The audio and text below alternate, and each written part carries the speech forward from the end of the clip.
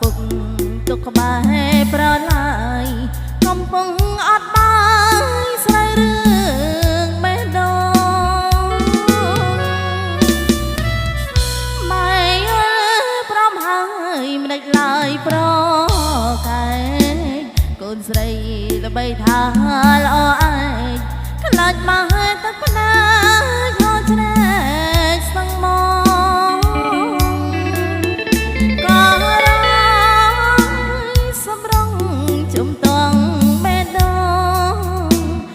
ស្នេហ៍ដែលគុំរងសង្គ្រាមបេះដូងនៅមករិស័យប្រលឹងសពុកទុកក្បែរប្រឡាយពំយើសោះកូនវែងឆ្ងាយហើយចិនជូនម្ដាយហើយកាយជូនប្តី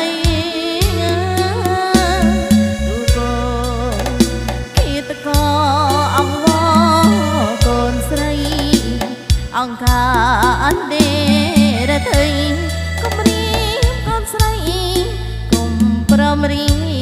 បការខ្លាចហើយលេបជ្រុងជំនួសដុំបាយបណ្ដាំលោកពុកអ្នកម្ដាយស្នេហាខ្លាញ់ខ្លាយខ្លាចកាយខ្លាចផ្សា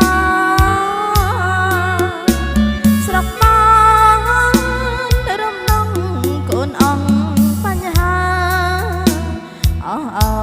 គុណបុណ្យទេវតាគុណហើយព្រមចាជូនស្វាមីបាន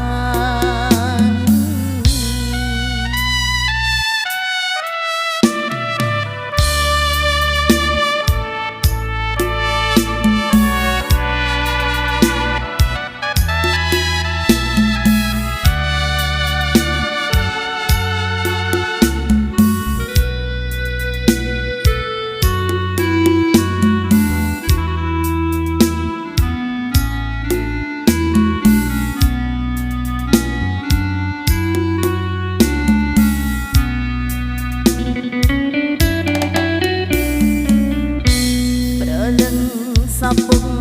ទុកក្បែរប្រឡាយពំយើសោះកូនវែងឆ្ងាយហើយចិនជូនម្ដាយហើយកាយជូនប្តីទូកូជាតកអង្គវកូនស្រីអង្គការអន្តរជាតិគំរាមកូនស្រីគុំប្រមរៀបការខ្លាចហើយលេបជ្រុងជំនួសដុំបាយបណ្ដាំលោកពុកអ្នកម្ដាយស្នេហាខ្លាញ់ខ្លាយខ្លាចកាយខ្លាចផ្សាស្រុកបានរំដំកូនអង្គបញ្ហាគុណបុណ្យទេវតាគុណហើយព្រមចា